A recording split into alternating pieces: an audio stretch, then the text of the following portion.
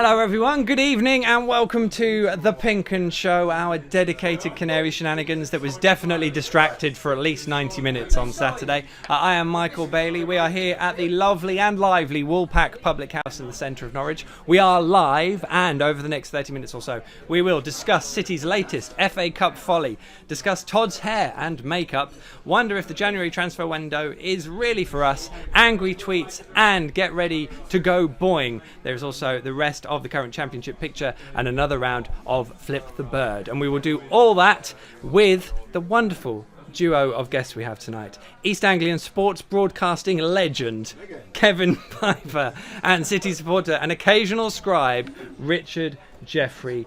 Gentlemen, what a pleasure it is to have you both on. How are you doing? You both well? Good, thank you. Yes, thanks for having us on. Yeah, I'm fine, thank you, Michael. I'm slightly worried about echoes of a misspent youth coming back into the mighty Woolpack, but enough said about that at this moment in time, I think. Yeah, well, it's the same with me, but I've got over it now. It took about 2 years, so hopefully we'll be all right. And a pair of debuts as well. Rich, have you done anything like this? We didn't get you on. Did we get you on in the Mustard Studio? Mustard Studio, yeah, once. You take it back then, not a debut. Short. It's a long time ago. Lots changed. No green screen anymore. Instead, look what we've got. Brown screen. I know. It's all protected with plastic and perspex, so I think it's probably really valuable. Better not break it. Right, we are live at the moment, hopefully, all being well, on PinkUn.com, the PinkUn Facebook page, Twitter, Periscope, and YouTube. And over the course of the show, we want to hear from you, be it on Grant Hanley's slight return, your inclusions for West Brom, and January transfer window posers, some of the weekend's Twitter reaction, but especially in light of the money Bolton owe Norwich City since taking Remy Matthews and Yannick Wilshere on loan. We'd like to know what you think Norwich should take in terms of interest payments. 3 points next month, of course, is probably the bare minimum. Now, you can get all of those into us here down the pub. Simply post your words below the feed, either on Facebook, Twitter, YouTube, Periscope, whichever. I will do my very best, connection and connectivity withstanding, to follow those and put them to our two delightful guests. Hopefully we'll be able to sort that out.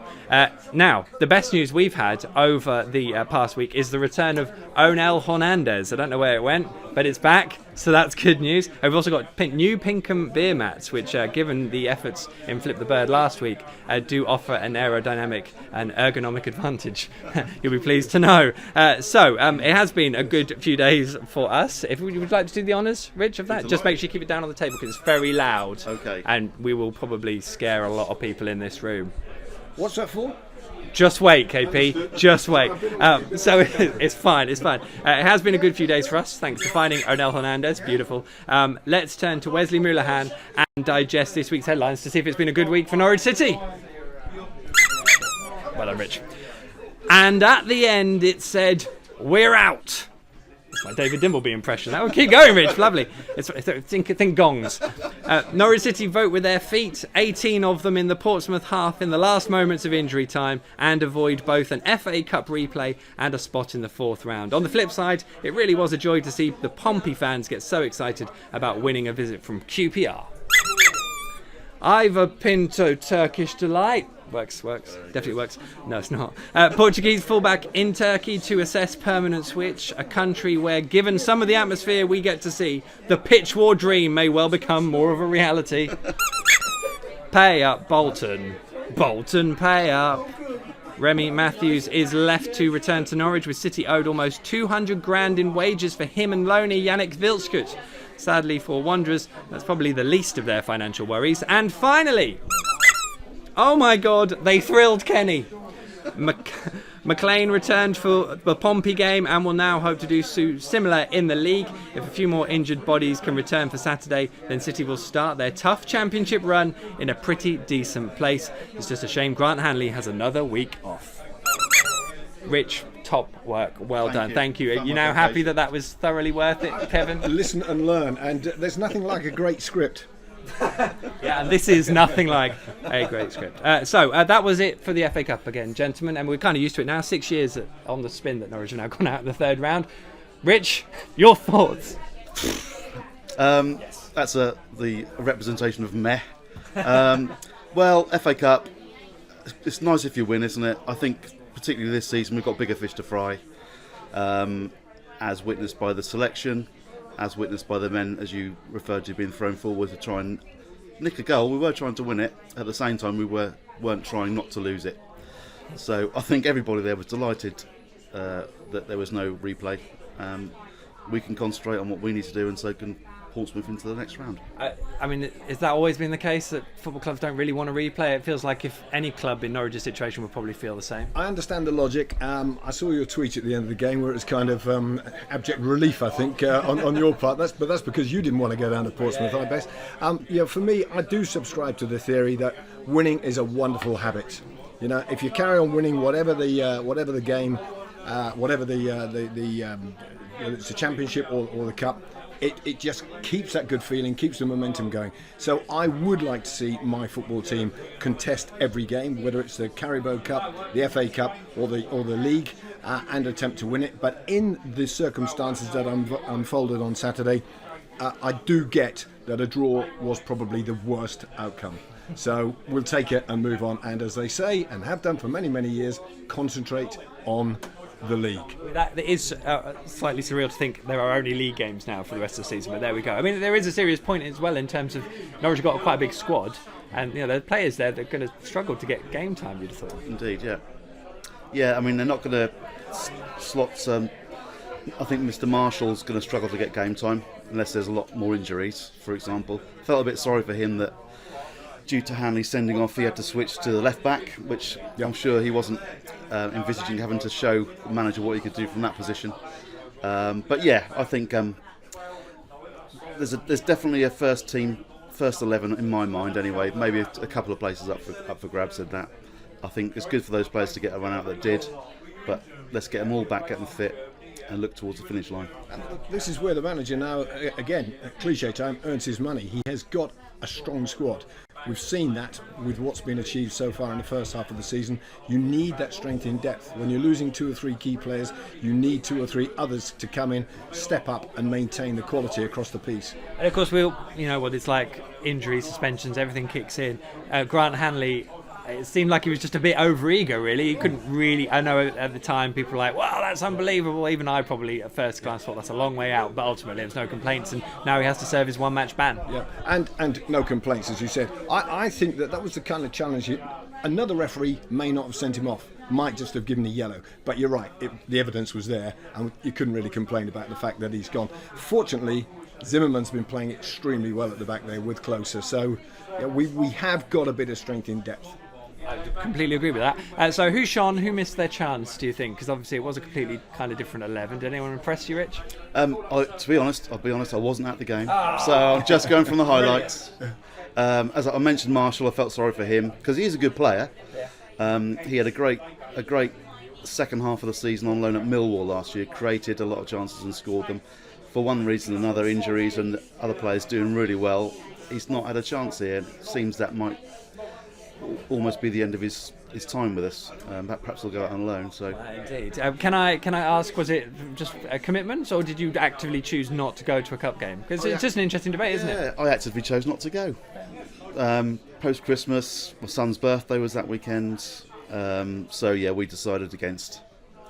Son's birthday's a good reason, I'll take that one. KP, anyone impress you? Bit of everything. I have to say the same. I was unable to go. I don't miss too many games when I'm in the fair city, but so I have to defer to the judgment of 8 reporters like yourself, irrespective of what certain Portsmouth fans have said on Twitter. I know we'll come to that later, but no, I wasn't at the game, so I can only go by what you said. Kenny, I'll just tell you, Kenny. We'll see how Kenny gets on. Was there anything that caught your eye from elsewhere in the FA Cup? Because this is probably the last mention we'll ever give it. Of results. I mean, I've got Accrington ? and Newport ? here. I can't imagine why you've mentioned particularly Accrington, but to come back to the earlier point about teams taking it seriously, I'm delighted that some of the big clubs, some of the Pep saying we want to win this, we want to go on and win this, and they've put out, to all intents and purposes, if not the strongest, a strong 11. So I'm pleased, and I'm also pleased there was an element of the magic of the cup coming back into the mix with a vengeance, with quite a few giant killings. And you try telling those guys at Newport, that it isn't still a fantastic competition. They've enjoyed that, and they will dine out on that for weeks, months, and years to come. 100%. Right, let's see if we can get some of your messages. We've got quite a busy pub, which doesn't really bode well for connectivity, but we will press on. So let's have a look. David McKenzie, good evening. I hope you're all well. How many points would you say is a good haul over the next 5 games, gentlemen? We're going to talk about those 5 games in a bit. So, but as a rough... Well, the next 4 are tough. Damning indictment. And the 5th one is one of those that if the form book goes out the window, it could be tough. I think we need to be in touch with the top 2 after these 4 games. After these 4 games, we have 16 left. I'm trying to remember my tweet from earlier. Only one of which, of those 16, is against a team in the top 6, and that's Borough away. And only 3 others are against teams in the top half. The rest of the games, 11 games, are... Sorry, 4 are against teams in the top half. The other 11 games are against teams in the bottom half. We know how well we've done against those teams so far this season. You've done your homework, that's good. I mean, the simple answer to that is 2 points a game, you will win something, irrespective of who you're playing against. But my point would be, when you're looking at West Bromwich Albion and Sheffield United, was it Paul Lambert who said, you have mini leagues, the important games not to lose, and therefore to win ideally, are the teams among you. If there's been one downside to this season so far, it is that 4 of our defeats have come against 4 of the top 6. So, let's make sure we get at least a point at West Brom to maintain that differential. Sheffield United, we've got to go out to beat them.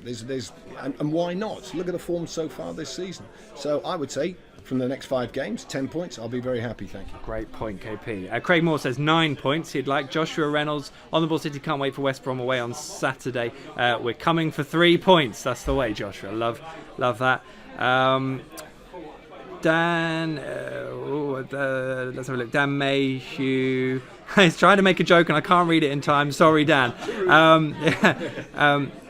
It's really sad that this happened at Bolton and just shows how...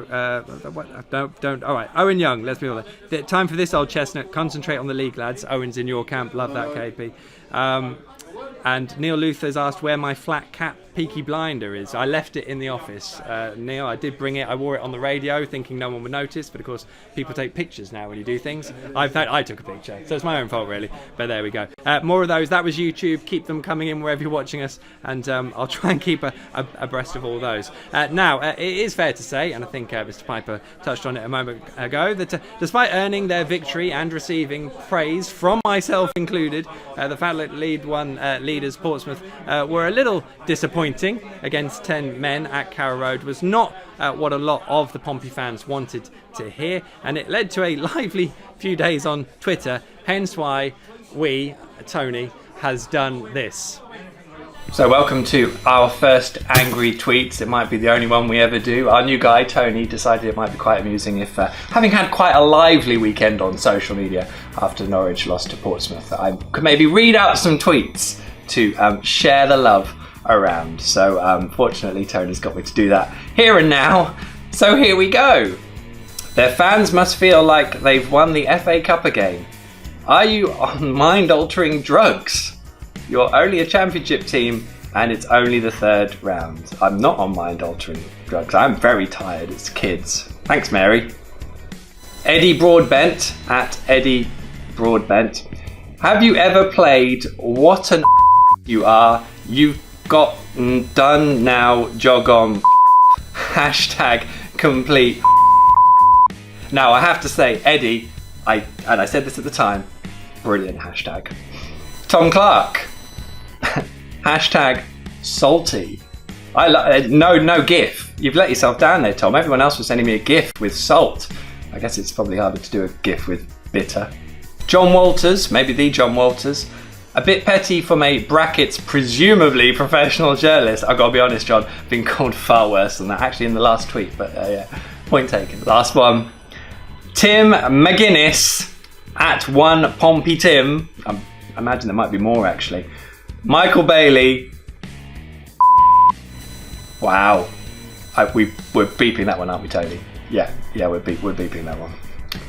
Again, probably been called worse, but you know what? Thanks, Tim. Thank you for your tweet. Well, it all comes with the territory. It's all good. It's all football. All part of the fun. Fortunately, I'm off for the Sheffield United game. Given what they tweeted me a couple of years ago, is probably a good thing. We go to the Hawthorns in hope and expectation, and maybe more angry tweets.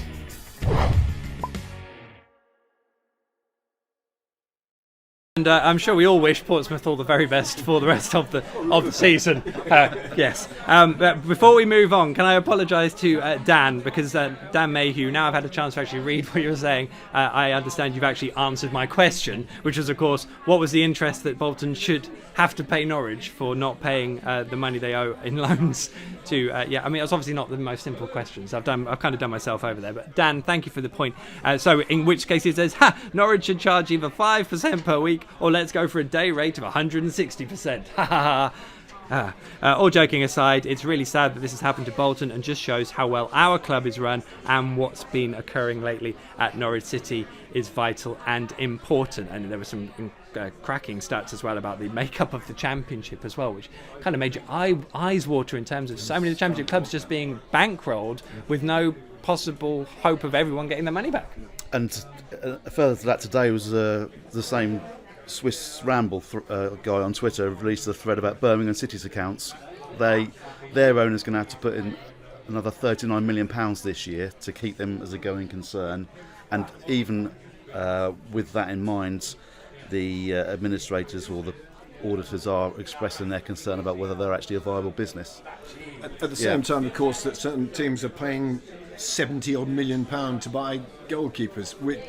Many people have discussed this many times, and they will do from here to eternity, but something's wrong with the whole fabric of the sport when you've got teams struggling to pay for loan players, as we're finding out, and yet money is splashing about like it's going out of fashion at the top level. One day, perhaps, somebody somewhere will get to grips with it. Probably not in the near future, though. Absolutely not. What a load to get to grips with in the first place. Okay, so moving on, gents. Completely unrelated to finances. January, the transfer window. Okay, so what I did want to ask if anything caught your eye in terms of Norwich. I mean, it's worth saying and putting this out there. I do not think Norwich are going to do any business this window. Certainly first team business. Might be different with the 23s, but they just don't think there's an appetite and probably not a need. You don't think, or you don't hope?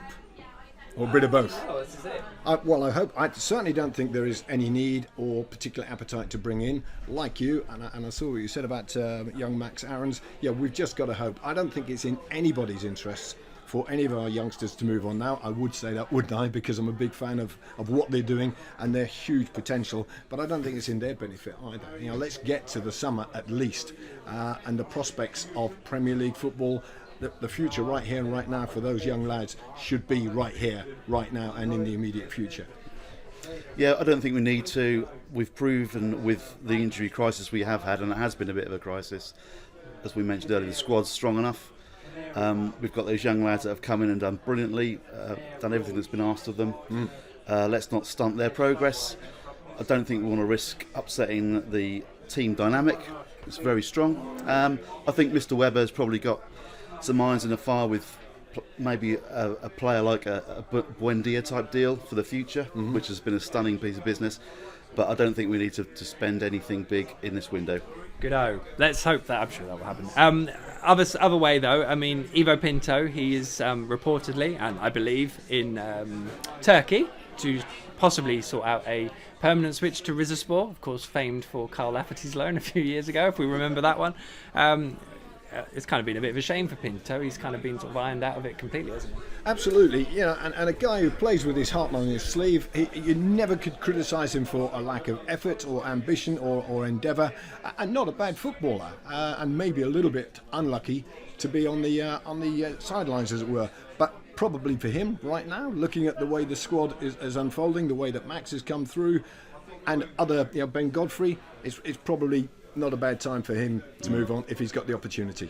Indeed. We could talk about Nelson Oliveira, but it almost seems not worth it because nothing's really happened, and we all know where everyone is on that. Ben Marshall's been brought up as well. I think you may have seen the line from the press down in the Birmingham end this evening that they believe that Ben Marshall won't be moved on or sold this window, which I would have to say I agree, because let's be honest, if Ben Marshall goes, they've got a bit of a homegrown crisis on their hands. Yeah, that's the other issue with the squad, isn't it?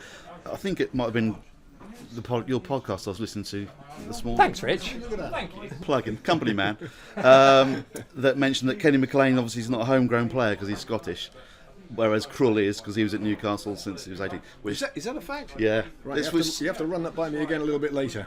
will do. It seems bonkers, but them's the rules, and we're short of homegrown players. So as you say, Marshall is one. Can't see him going anywhere. I have to say, having seen both the Premier League and EFL rules, I think the Premier League rules make more sense, to be honest, and I didn't really feel that beforehand, but there we go. Right, let's go through some questions on Facebook, because I've managed to update that feed, so that's good. Lorne Smybert, his first message, just think where people are watching this from, like the bath or toilet, lol. Thanks, Lord. Really appreciate that. Any truth in the Turkish player coming in, and do you think we will sell anyone? I don't think the Turkish guy is going to be coming in this window, if at all. I think Norwich are kind of being funneled into some of these rumours to help deals happen, such as William Remy. So there we go. What else have we got here?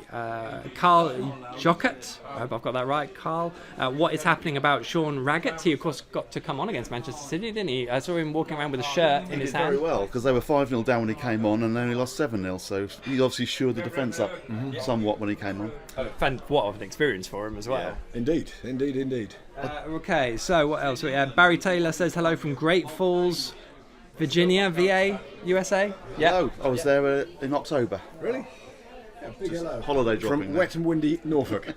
Well, Carl also says, please no more Flip the Bird, which is the second message I've had today saying don't play that stupid bar mats game. So you'll be pleased to know it's coming up in a minute. Well, I was going to say, having practice, I concur with that. Yeah. No, you can't. And David Whitby, here we go. Does Dennis Shrabeni need to go out on loan or keep him as third choice? Only way to improve his minutes on the pitch. I think he's looked really good when he's come on every time. He's not Pookie, he's not Rhodes, but he is a big, strong lad. His finishing's not the best, but he's got a good touch. He plays for the team well, links up with the other players well. Keep him, let him come on when he comes on. Great. Well, I refer to my earlier point, Your Lordship. We need a bit of strength in depth. Pookie, brilliant when he's on fire, but God forbid he gets an injury or a knock. I know we've got Jordan Rhodes, but we need a bit more strength in depth, 2 or 3 stages down the line. So he has to stay right here and right now, as far as I'm concerned. He did struggle a bit on Saturday, but it wasn't the league, so it didn't matter. Sorry. Okay, top stuff, gents. Top stuff for the messages. Keep them coming in. We'll get through as many of them as we can. But I think, well, it's time for this, isn't it? Yes, it's the game everyone's slagging off. The game that is yet to require injury time, but we're not ruling it out. It is Flip the Bird. Last time out, Dave Freezer took himself to the next level with an excellent 9. Don't talk to Dave about enjoying Flip the Bird. He loved it. While Alex Ware, KP heard the word 9 and got a bit twitchy then. Alex Ware matched his 5 from last season. So tonight, both KP and Rich are making their Flip the Bird bows, which means we could get anything. Literally, we could get anything. In short, the guys have 30 seconds to flip as many bar mats as possible, adding one to their flipping pile with each successful one-handed catch. Both scores will find their way onto our leaderboard, while the winner tonight will get a much prized selfie with Wesley Moulahan, as will the loser. That's just how we roll. Dan, are you ready? Looks ready. Tony's got his special camera out, so that's exciting. You need your bar mats, don't we? Sorry, gents. There we go. There's your pile. Look at you, very relaxed, almost borderline apathetic about this. Are you ready? Dan's ready? Yeah, at the same time, KP. Oh, Dan, harsh! Dan was not hanging around then. He put the pressure on, but of course, KP, an esteemed television professional, there's no such thing as pressure when you've been doing a job like that so well for so long. But that Rich is just ticking on, and he's counting them as he goes along. He's resplendent in his Norwich pin badge there, which, by the way, Wesley Moulahan taking a shine to that pin badge. However many's there. 6. Well done for counting. That was good. 5, 6. Yeah, go. Not yet. Dan's still counting, but KP's. There's a lot of spilling of piles. I think it's because the new beer mat piles are brand new. We are done on time.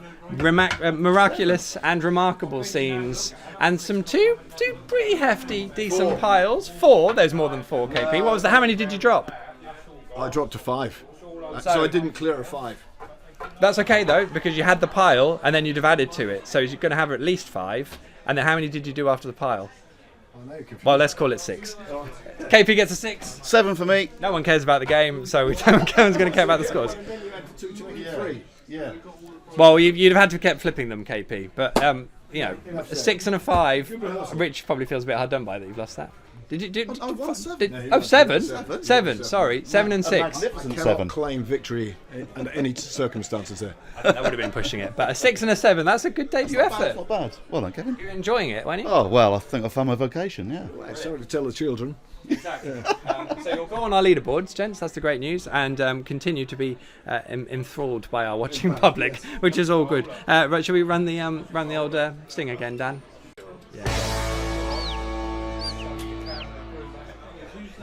Maybe we'll come up with a different game at some point. Disney penalties was always good, so maybe we'll do that. As we go to the trouble to get these guests in, it seems only right that we get to spend a little bit of QT with them about what they're doing. So, Kevin, what are you up to these days? Good question. I'm now chasing rally cars around the world, and the giveaway. You have to be quick for that. You have to be extremely quick. World Rally Championship. I am editor-in-chief. It says down the bottom there. Love it. For the promoter and coverage of World Rally. So basically we provide all of the footage, all the action for broadcasters around the world. So quite nice. It takes us to some glamorous places and not so glamorous places. We start with Rally Monte Carlo in a couple of weeks. Don't get too close to Monte Carlo, I hasten to add. Oh, no. In fact, the place we go is more like a combination of Milton Keynes meets dare I say, Kings Lynn. Yes, but it's a great sport. It doesn't have the profile of Formula One or indeed football in this country, but the action is fantastic, and it's nice to be a part of it and see a bit of the world. Yeah, absolutely. And I know you've always been a big motorsport fan as well, from when you've all come through and what you've done. Is there something you're most proud of that you've done in your career up to this point? I know it's not over. In my career? Cool, that's a very. But I just think we've all seen your face so much, to be honest, and you're on videos from back in the day and Norwich City coverage, and of course working with Anglian. I think that's a very good question. I don't want to be too serious and heavy about it, but my career started just around the corner at Eastern Counties newspapers, which you will now know as Archant. In fact, before that, I was delivering the PinkUn, or picking up the PinkUn as it was being printed out of the back of off the printers there, and taking it up to Hall Road, where it was a very popular newspaper every week after the game. So I think what I am proud of, now that you come to ask, is I started delivering, and then was lucky enough to get into the press and worked as a reporter and got into the sports department, then went into radio, then went into television. So having done all key 3 forms of the traditional media, print, radio and television, I'm quite proud that and throwing in Gunny's autobiography, which was a bit of a chore at the time. He couldn't remember what he'd had for breakfast yesterday, let alone his life story. No, I mean, joking aside, it's and I've met some wonderful sportsmen and women and athletes, and been lucky enough to it's not a job really, is it? I mean, it really isn't a job. You're kind of doing what you wish you could do for a living as a professional yourself. So I'm just proud of the fact I've kind of transcended the various different elements of it, and I'm still here to tell the story. You are. Fantastic stuff too. Would you have liked to have worked in those jobs now, given all of the digital age and that it's more than traditional media? Do you know what? I would love to say instantly yes, but I think history will judge this period. Look at the hassle and the stick you get. All the good points about instant news. That's fantastic. That's why I'm on Twitter, because you can keep up to date and up to speed with things literally in an instant. But I think all the baggage that comes with that, it's a bit too personal, a bit too disparate. I'm not sure I would, I'm not sure I would. We had great times back in the day. It's easy to look back with rose-tinted spectacles, but I think I'm very happy that I've managed to work in that more traditional, evolving era. I'm not too worried about having missed out quite a bit of what it's all about now. Fair point. One more. When you were with ITV Anglia and doing the sports presenting, all this sort of stuff, you're a Norwich City fan, so how hard was that? Was it much? You obviously had to play it incredibly straight, and did you not tell anyone? Did you keep it a secret, or how did you play it? Because I guess that's kind of feels a bit different now as well. It's a great story. I mean, basically, yes, we prided ourselves on being absolutely neutral, but it didn't work. Because wherever you go, wherever you were, I've been abused here at Carrow Road for apparently being an absolute dyed-in-the-wool Ipswich Town fan. Equally, I've been more than abused down at Portman Road for being a Norwich City supporter. I've even been to Cambridge and told to go away because I'm a Peterborough United fan. You know, that comes with the territory. I have to say, I had to put a fan right when I took my lad to Forest on one Boxing Day, and a female Norwich fan came up to me and gave me stick for, you know, what right did I have to be there, because I'm not a Norwich fan. I put her right because I felt, yeah, as I said to her, I don't know how old you are, madam, but I've probably been supporting Norwich longer than you've been on this planet. Now, to her credit, she came up to me at the playoff final against Birmingham and apologised. But one final point on that, there was famously one weekend where I got a letter, genuinely, from a Norwich fan and an Ipswich fan accusing me, respectively, of being biased to the opposite. So I basically put them back in the other envelope, sent them back to each other and said, you sort it out, because either we're doing something right or wrong, but you can't have it both ways. That's absolutely fantastic. What a story. Great to have you on, Kevin. Really appreciate you coming in. Rich, you've done some writing. Now, the Little Yellow Bird podcast and project, wasn't it? They get that Dan Brigham and John Rogers did, and it was brilliant. They started off well, and we've obviously got so many others that have come through now, along come Norwich and Norwich City and the Barclay project. I mean, I like to think of the Little Yellow Bird project as the vanguard of fans interaction on the site. Say so. Well, I think My Football Writer was the sort of first semi-fan led site. Obviously that was a professional journalist that started it. That's Rick. Yeah. Rick, yeah. Back in the day, and it's still going strong with Gary as the editor. I think Dan and John certainly were slightly different to that, and they were the first to start something that was a little bit more fan oriented and fan run, shall we say. Not that you're not a fan, Gary, sorry. It's walking on eggshells, you can tell. For our Rich, I've just put you on a big old spot. But yeah, it's gone on great, and I'm wearing the badge that is produced by the Along Come Norwich guys and the Barclay End Project guys. The money raised from these goes towards buying the flags and the displays that they're doing, which I unfortunately can't see because I sit in the upper Barclay, so I can't see them. No. But obviously, River End next, don't we? There you go. So I see photos of them; they look fantastic. The work they're doing to try and get the atmosphere going is fantastic. So yeah, I think that's a really positive thing that's come out of it all, definitely. Fancy going? Oh, sorry. Sorry to interrupt. May I say that's the upside of the explosion of social media. Everybody can now do what you're doing, good work, funny work, humorous work, and be more included in the whole piece. But the great thing is that doesn't. Social media has that bubble, but for it to actually filter in and have a visible, clear, and positive impact at Carrow Road is phenomenal. You should start writing for them. Well, they have asked, but no money's involved. So obviously, no. That's not the fan ethos. We've dug our flags out of the attic on the back of this initiative. We've got the flags out ready to go. I love it. Brilliant stuff. Well, I hope you do start writing, Thanks, Rich, because I like to stuff. So get back on it. Right. So where are we? I know it's a championship refresh. We missed this for a while. Here, you can have the slides, gents. There you go. No more flip the bird. Don't worry. There's sighs of relief across the pub. So although it was all about the FA Cup, of course, over the weekend, it is time to remind ourselves of the championship picture and how it looks as we return it to the forefront of our minds. Ipswich are marooned at the foot of the table, although they have been busying themselves in January with a few interesting signings. It doesn't change the fact that no side has survived after such a paltry points tally so far into the season. Paul Lambert has his work cut out. Reading also look in trouble, while Bolton's survival mission now extends to off the pitch as well as on it. As for the top half, Norwich are still in the top two, as you'd expect, because no one's played. And they return to action with a mouth-watering clash at West Bromwich Albion before facing Birmingham and Sheffield United at home, and then Leeds away in an extremely tough run of fixtures.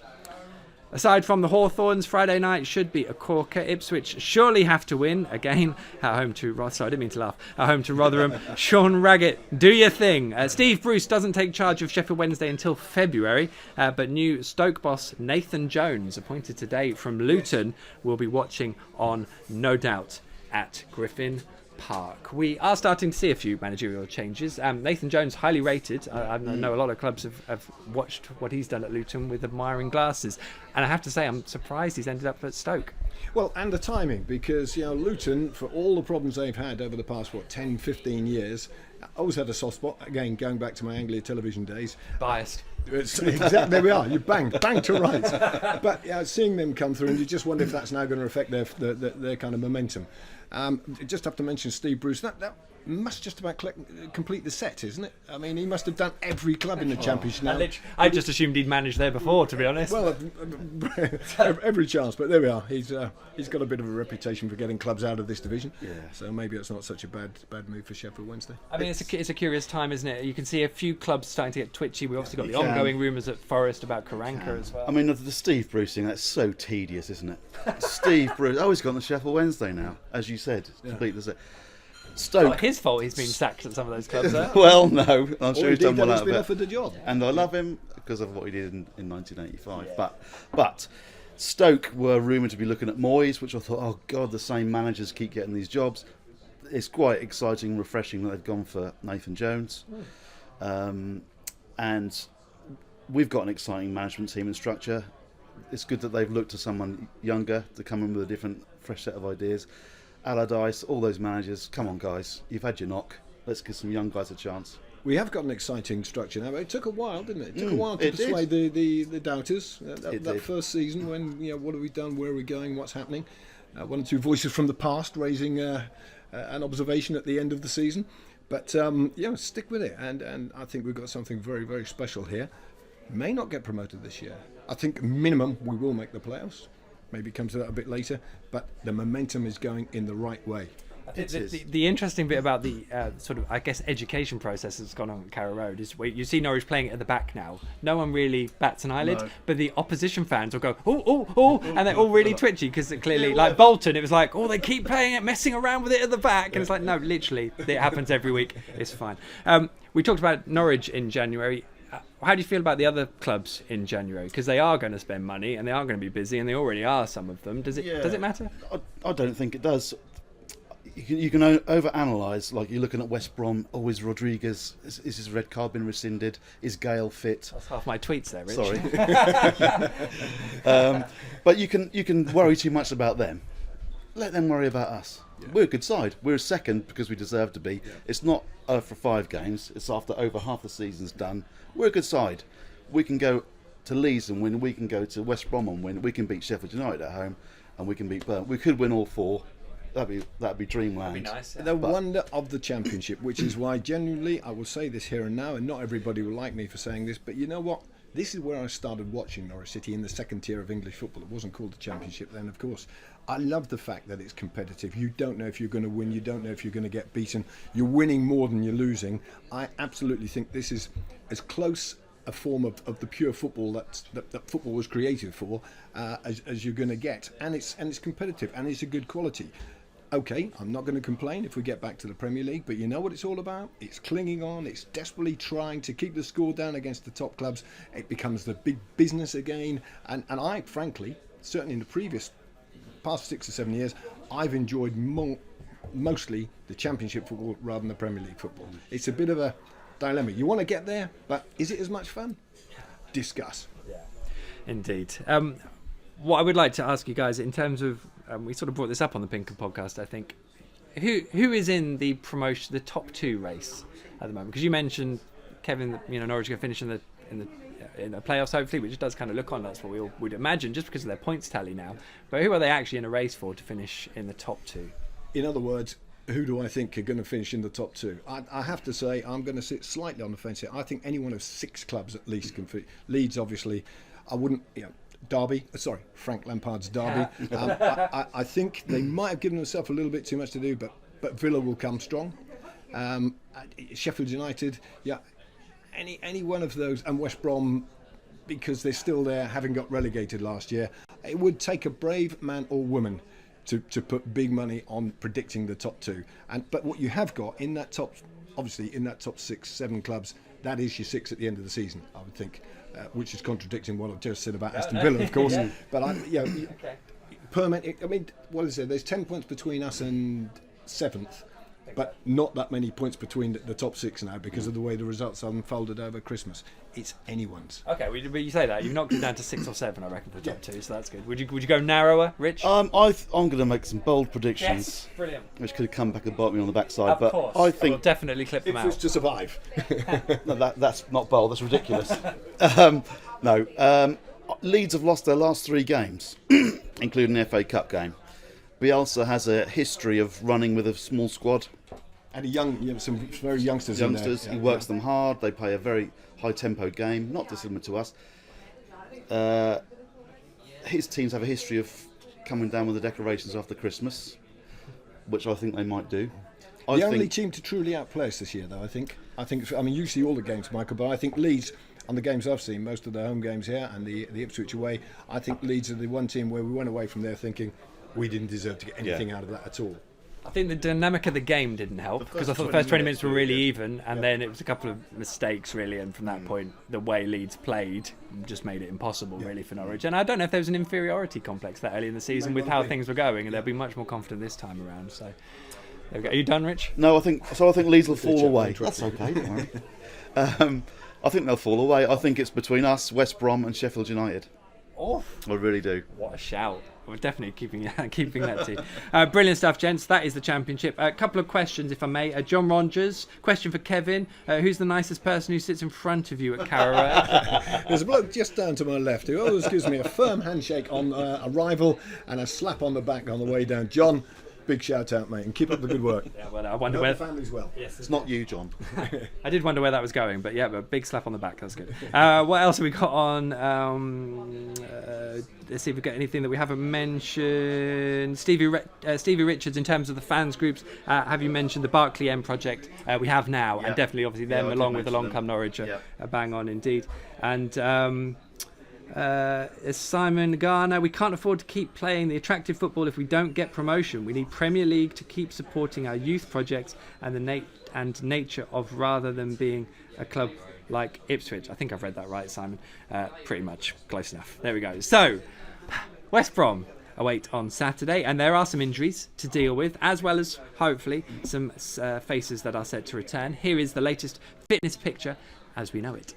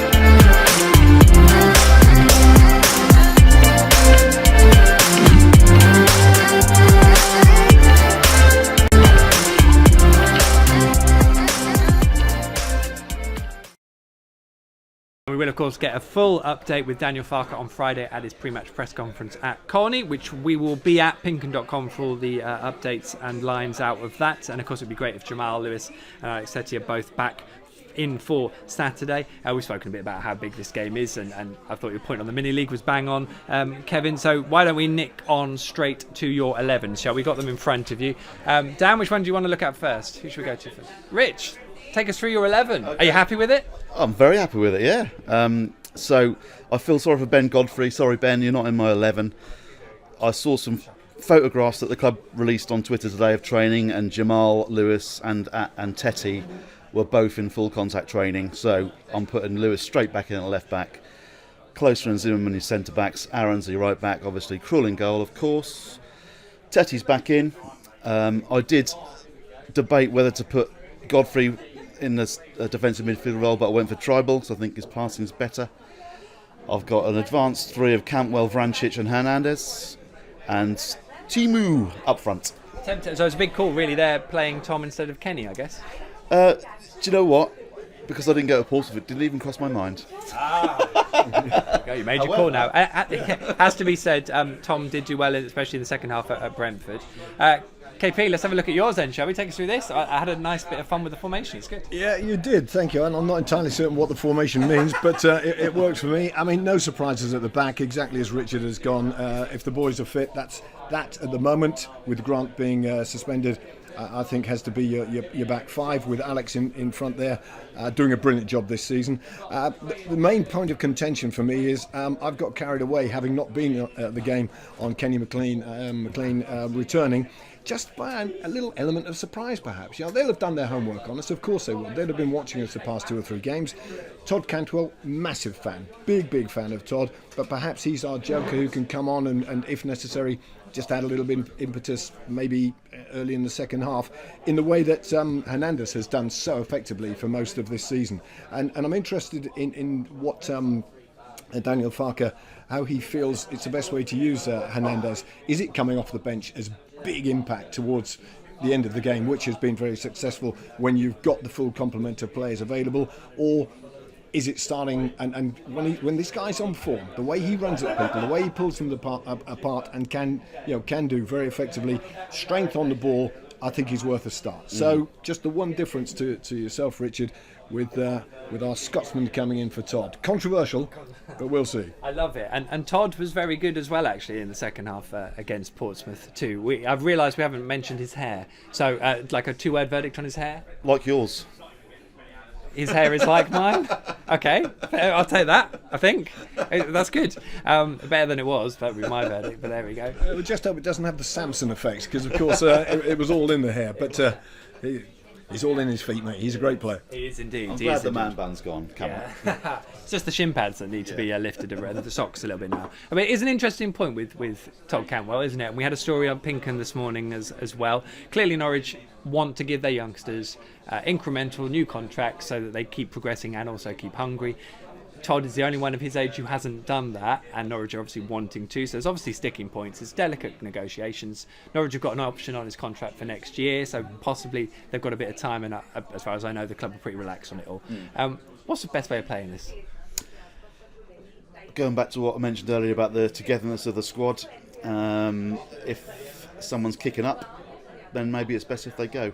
I wouldn't want to see him go. I'd like to think that it can be sorted out, but the club's bigger than any one player, that old cliche. Yeah, but I mean, I can only go on what I see, what I read, what you produce. Here's a local lad, in every sense of the word. A local lad whose family are here, they're committed, they're Norfolk. I would think he will be wanting this to work in a way that he's a Norwich City player. Oh, yeah. I hope going so. on from here. It's the old thing, who's bending his ear, who's looking after his interests. And if you do look after his interests, get it right. There can't be much of a gap between what he's looking for and what the club can do for him within the structure we have at this moment in time. So stay here, Todd. Yeah, stay here, Todd, please. Fans have spoken, Todd. Just a couple of quick messages then before we go. Canary Mark on Twitter, he asked, and KP, you kind of answered this, so Rich, I'll ask you a bit. Do City fans even want us to go up? We had a brief conversation before we started, Kevin and I, about how, and as Kevin has mentioned, we prefer Championship football, and the Premiership can be, oh no, we're playing them this week, we're going to get stuffed, we must beat this team this week or we're down. But under the current regime, the way we are structured, I definitely want us to go up. I'm very intrigued to see how it would work. And I would add to that, the other point we made is you look at many of the clubs in that division now, in the Premier League now, there's no reason why we can't aspire to and achieve and outperform what many of those clubs, the Burnleys, the Bournemouths, we can. And I believe, like you, with the structure of the club now, the people in charge now, we're doing it the right way. We're building the right way. We wouldn't get carried away and start making marquee signings with people from Holland who haven't proven themselves and turn out to. Who could you mean? Indeed, and I don't think he was totally to blame for that himself either. So I think we're in a better position. Everything's nicely in place. So I'm with you. Yeah, yes, of course we want to get promoted. Of course, love Of it. course we do. So just on Periscope now, let's have a couple of these messages. Sparks J says, any plans for another US trip? Can I put you in touch with someone at Sporting Kansas City or with the MLS? Yeah, absolutely. I'll head over. Presumably you just mean me.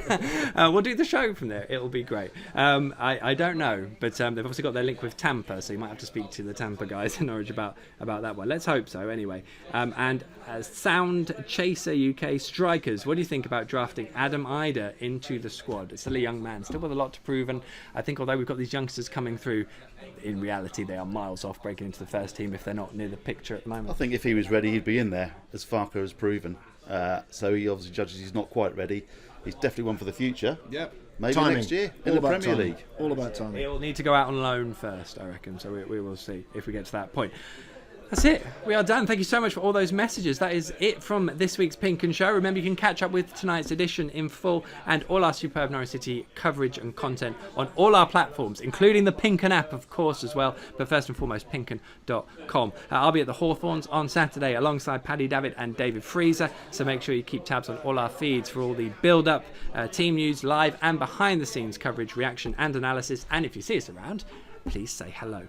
We will return next Wednesday, once again at 6 p.m, live from the Woolpack on Golden Ball Street in the centre of Norwich with all the usual Canaries fun and games. So please join us then, be it in the flesh, come to the pub, or if not, you can join us online, of course, as well. In the meantime, a big thank you to our guests tonight, to Kevin and to Rich. Gents, what a pleasure. You enjoy it? Yeah, Rick, all I would say before we go is don't believe a word those Portsmouth fans say on Twitter. You, sir, are a true professional. Keep up the good work. Very too kind, very too kind.